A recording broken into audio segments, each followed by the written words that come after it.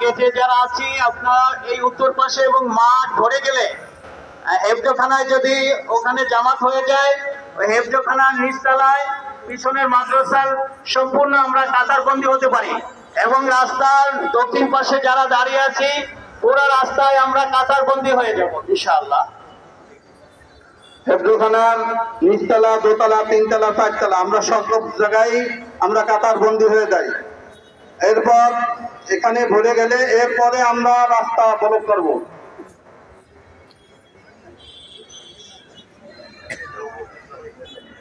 মেহেরবানি করে আমাদের যে সমস্ত মেহমান আছেন, বিশেষ করে রাজনীতি নেতৃবৃন্দ এবং বিভিন্ন মাদ্রাসার মুহতামিম সাহেবগণ, ওনাদেরকে সামনের দিকে দিয়ে আমরা যারা যুবক আছি আমরা একটু সরে যেয়ে ওনাদেরকে একটু মেহরবানি করে জায়গা করে দেয় এবং বিভিন্ন এলাকা থেকে যে সমস্ত ওলামা ইকরাম আছেন দায়িত্বশীল, আপনারা আমরা যারা আছি একটু পিছের দিকে জায়গা করে নিই, আশেপাশে মুরব্বীদেরকে সামনে জায়গা করে দিই।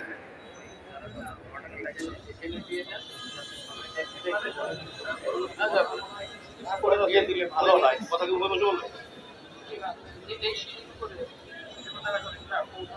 দেখতে পারবে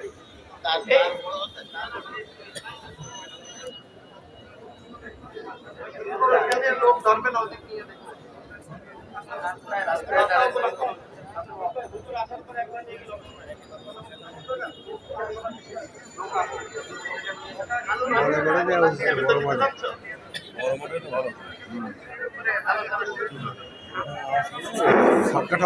এই পর্যায়ে সংক্ষিপ্ত আলোচনা পেশ করার জন্য অনুরোধ করছি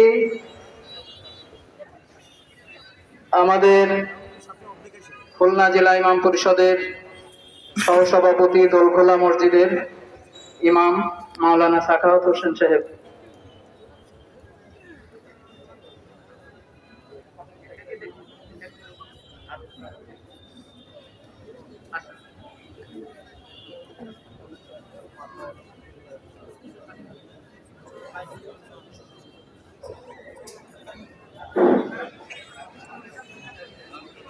এই মেন গেটের পকেট গেটটা খুলে দিতে পারলে ভালো হতো।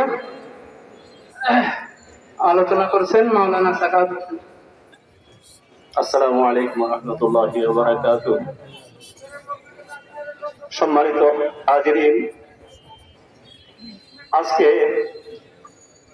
আমরা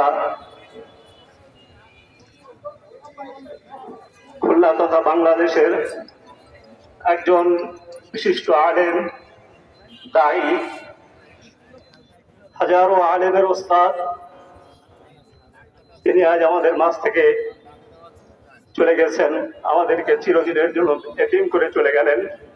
তিনি আমার শফিক ওস্তাদ ছিলেন, যার স্নেহ, মায়া, মমতা এবং তার আদর্শে আমি সবসময় অনুসারী ছিলাম। তিনি একদিকে যেমনি ভাবে তালিমের খেদমতে জীবনের শেষ মুহূর্ত পর্যন্ত তিনি কাটিয়ে গেছেন, ঠিক তেমনি ভাবে দাওয়াতের মেহনত, দাওয়াত ও তাবলীগের মেহনতে ওলামায়ে কেরামের সাথে ঐক্যমতের ভিত্তিতে তিনি তার জীবনটা দিয়ে গেছেন। ঠিক তেমনি ভাবে আত্মশুদ্ধি তথা তাজকিয়ার জন্য তিনি মেহনত করেছেন। তিনি একজন হক্কানি পীর ছিলেন। শুধু তাই নয়, তিনি রাসূলকে অনুসরণ করে, খোলাফায়ে রাশিদিনকে অনুসরণ করে দেশে ইসলামী হুকুমত প্রতিষ্ঠার জন্য জীবনের শেষ মুহূর্ত পর্যন্ত চেষ্টা করে গেছেন এবং ঐক্যের জন্য চেষ্টা করে গেছেন। তিনি একজন উদার আলেম ছিলেন, বিশিষ্ট বুজুর্গ ব্যক্তিত্ব ছিলেন। আজকে ওনার অবর্তমানে আমরা আজকের দিন আমরা হুজুরের পথকে অনুসরণ করে ঐক্যবদ্ধ হয়ে দেশে ইসলামকে প্রাতিষ্ঠানিকভাবে যাতে প্রতিষ্ঠা করতে পারি, আমরা তারকে অনুসরণ করে আমরা এই কাজগুলি করবো। আল্লাহ তাআলা আমাদের তৌফিক দান করেন। আলহামদুলিল্লাহি রাব্বিল আলামিন। মসজিদের ভিতরেও কাতার হবে, মসজিদের ভিতরেও কাতার হবে। আমরা এদিকে যারা দাঁড়িয়ে আছি আস্তে আস্তে মসজিদের ভিতরে চলে যাই। এই পর্যায়ে আলোচনা পেশ করছেন দারুল উলুম খুলনার বরেণ্য মুহাদ্দিস আমাদের উস্তাদ জনাব হযরত মাওলানা নাসিরউদ্দিন কাসেমী সাহেব।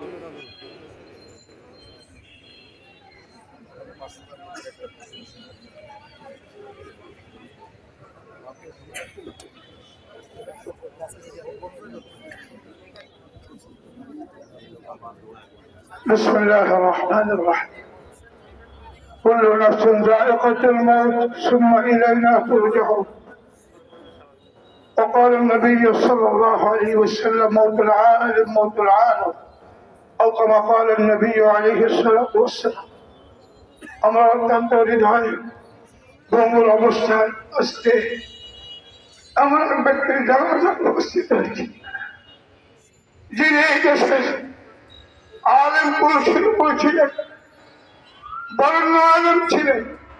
সারাটা জীবন ইলমি চর্চা এবং ইলমি শিক্ষা দেওয়ার জন্য জীবন কাটিয়ে দিয়েছেন। উনি আমাদের দক্ষিণ পশ্চিম অঞ্চলের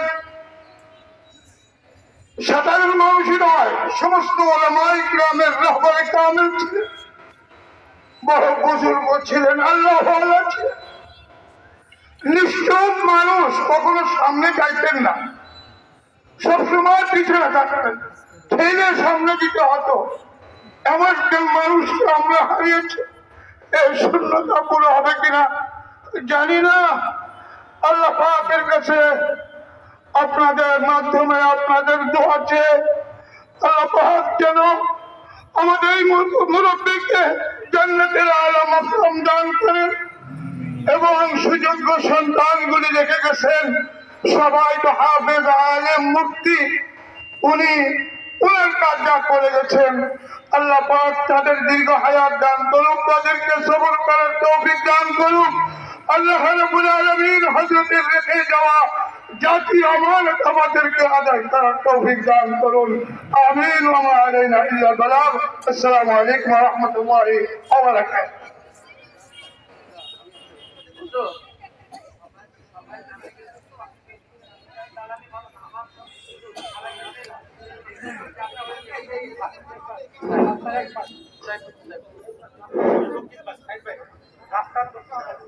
আমরা দুঃখিত, আগে বলা হয়েছিল যে মসজিদের মধ্যেও কাতার হবে, কেন কাতার তো এখানে দেয়া হয়ে গিয়েছে। এই জন্য যারা পরবর্তীতে আসবে এই রাস্তার পিছনের দিকে আপনারা কাতার দিবেন। এই জন্য মসজিদের মধ্যে আর কোনো কাতার হবে না, এখানেই জানাজা হবে।